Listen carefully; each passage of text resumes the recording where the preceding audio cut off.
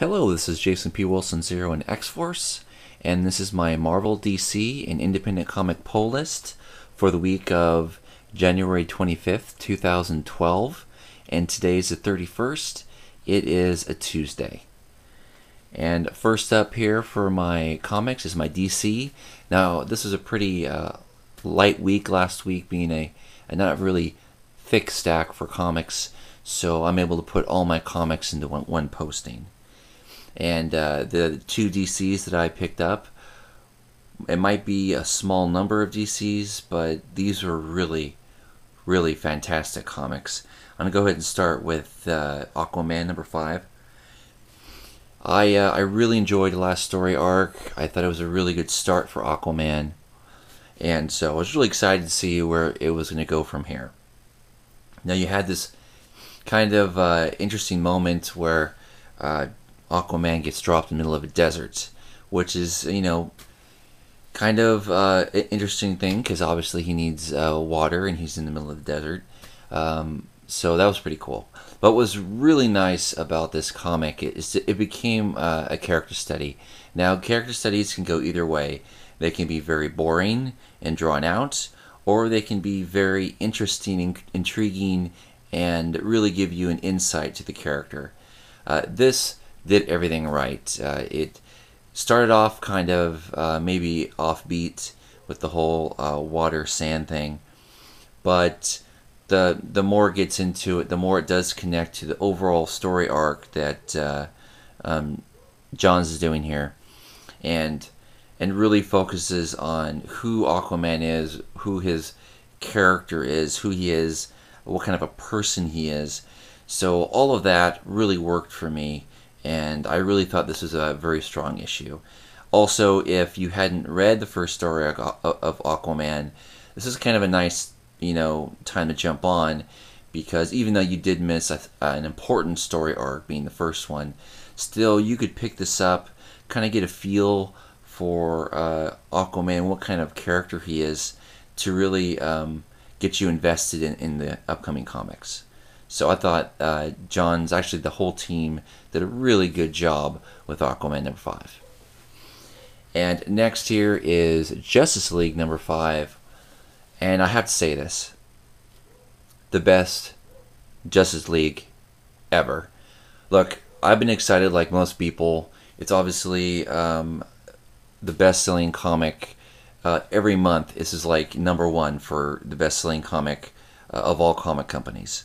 So obviously a lot of people are buying it. It's extremely, extremely successful. So a lot of people were looking forward to this like I was.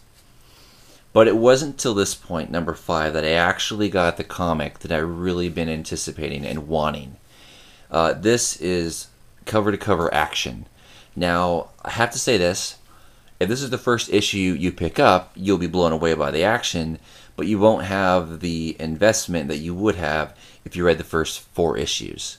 So I definitely recommend reading the first 4 if you haven't, and then reading this, because of everything that's happened in the last 4 issues, it really builds up this, which is basically the comic we've been waiting to see happen.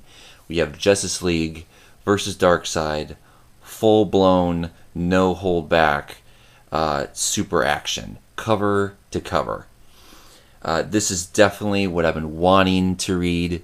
They did not disappoint on any level. Again, Johns here does a great job with the writing.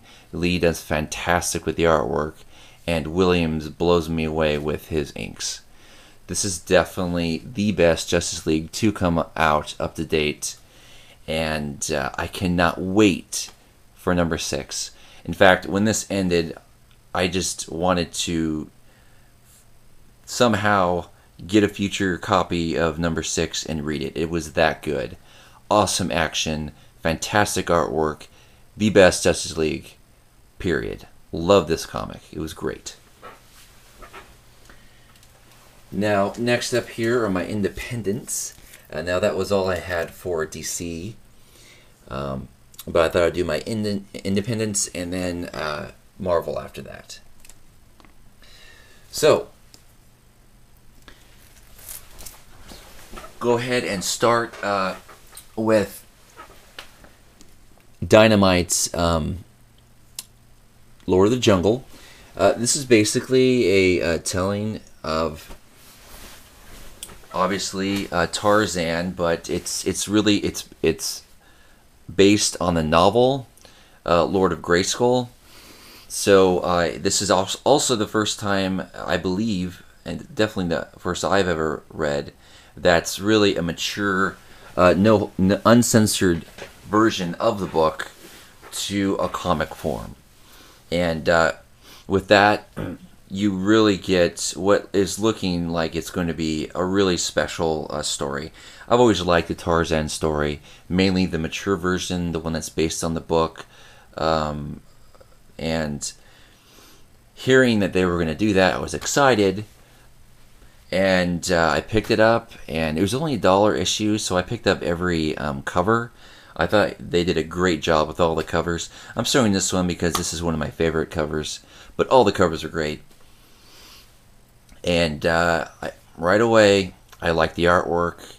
I liked the pace of it. Is it word for word the novel? Well, no. But it definitely is the most, at this point, only one issue, of course. It's the most loyal to the book that I've ever read. Definitely a book that I think is going to be, as long as they keep it going at this level, it's going to be a really special comic. I loved this first issue of Lord of the Jungle, and I'm very much looking forward to reading the full series. And over here to the left is Walking Dead 93.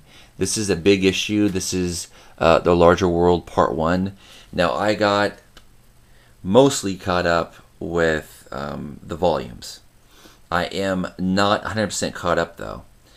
But I figured I'll just start reading at this point on the singles, and then, when I can get caught up as soon as they release the next volume of Walking Dead, which would get me caught up at this point. I'm only back one volume. So I thought, you know what? It's okay. I missed a few issues.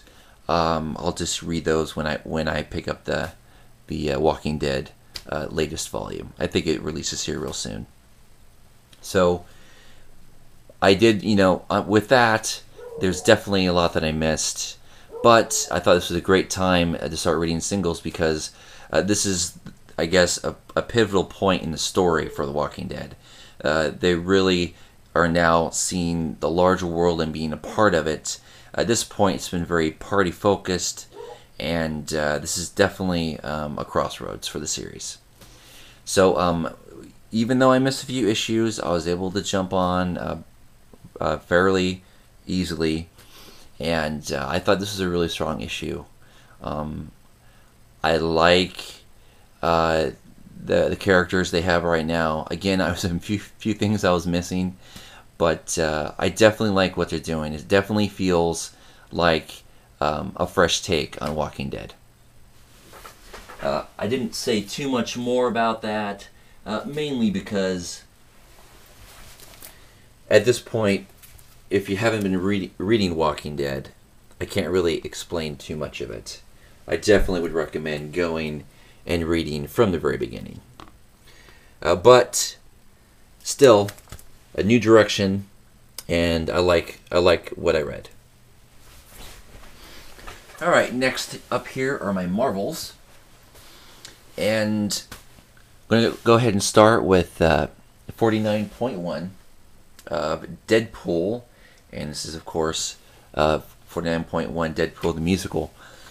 I haven't read Deadpool since the Hulk crossover, but this was definitely an important issue, mainly because the whole Deadpool is going to die. I'm sure it's very loosely done in a comic angle of it, of course, Deadpool style. So starting with issue 50, Deadpool is going to be called Dead. And so I thought this was an important issue, a point one issue to get me caught up and ready for the big issue of 50. I thought this was hilarious. This was definitely a point one issue done Deadpool style. The theme is musical, and you're basically reading a musical about Deadpool and everything that's happened to him up to this point to set you up for the next book. Yeah, it was done very cheeky, very Deadpool, and I enjoyed the heck out of it. This is a great and very unique way to do a .1 issue. Again, the .1 issues with Marvel have been hit and miss. Some have been great, some have been okay, others have been completely stupid for being called .1s. But this is one of the good ones. This is a fresh, fun, and hilarious and unique take on a .1 issue. Definitely, if you are interested to seeing if Deadpool is a book for you, and you picked up this .1 issue, you would immediately get right away what kind of comic this is. There is no comic out there like Deadpool. It is unique, it is fun, it is hilarious. Deadpool .1, 49.1 is definitely a big recommendation for me, especially if you want to be reading the new Dead story arc. And over here to the left is 261 from X-Men Legacy. This is the second issue coming off of the .1 issue. And what can I say? It's good. It's not great, but it's not bad at all. I'm not sure if this is going to be a must-read. It really is not. But I do love the cast, and I do actually enjoy the artwork. For a second-tier book, a companion book, this is definitely a much higher watermark than most. There's a lot of different X crossovers out there. This is definitely one of the better ones. I've said this last week. If you're reading X-Men, Wolverine and the X-Men, and you want a companion book, this is definitely the best one. Definitely. Again, great cast of characters. It's basically the senior faculty and their adventures. But what really makes this stand out for me is the high quality of beautiful artwork in this book. Definitely a mild recommendation if you're interested. Alright, and last but not least, the rest of my Marvel books.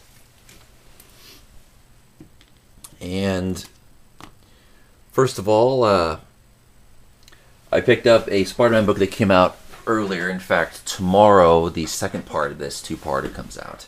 I just heard so many great things about it. I wanted to read it, and now I'm glad that I did. I'll go ahead and start with that. Excuse me. So, first up, this is my favorite artist. This is my favorite team in general on Spider-Man. Every time Slott and Remus get together, I just love what they do. I love the art. The stories are always fresh and fun. This, to me, always feels like Spider-Man. Now, of course, I've been on Spider-Man since Big Time, and all the way to Spider Island. And then I kind of stopped right after Spider Island.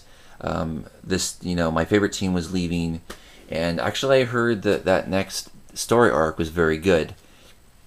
But I didn't mind missing it, mainly because Spider-Man comes out quite often.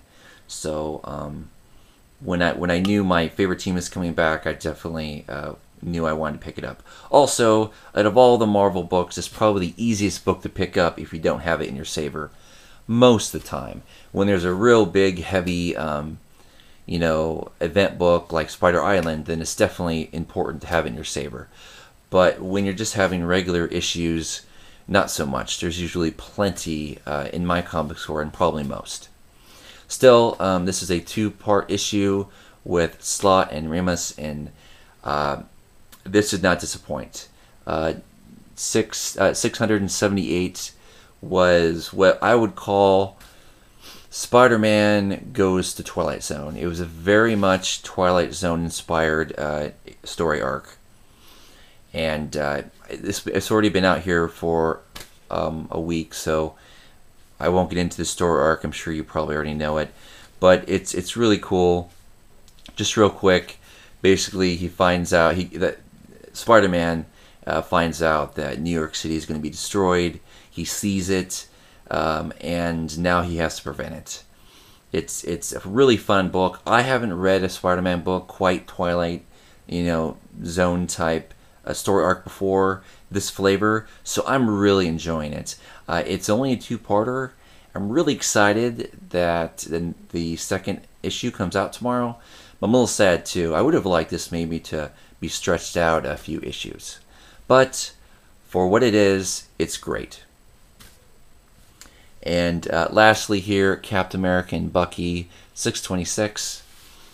This is the issue that Captain America and Bucky finally see each other since Bucky has been converted to the Soviets. He's brainwashed and made into the Winter Soldier story arc. This is everything that I expected it to be. There was some good dialogue. I really liked how Cap reacted to this whole thing. Very expected, but there was a few surprises. This is definitely a very strong book. It's been very good. Even though I dropped it from my saver, I always look for it and I always pick it up if I see it. And so far, I've been able to get every issue. Of all the Captain America themed books out there, obviously Avengers and Secret Avengers, but this is definitely, besides those, the best Captain America book to pick up. And I do think this is Brubaker's best book as well. I love, as I've said before, I love the art style in here, and I love the inks. And the writing is always so very good. And with that, those are my comics for this week. And of course, tomorrow is Wednesday. I'll be picking up a new batch and posting the new comics. I'd love to hear from you guys and hear what comics you have been reading. And this was a light week for most people, so I'm just curious what you guys picked up and what you guys really liked. And with that, thanks for watching, and I'll see you next time.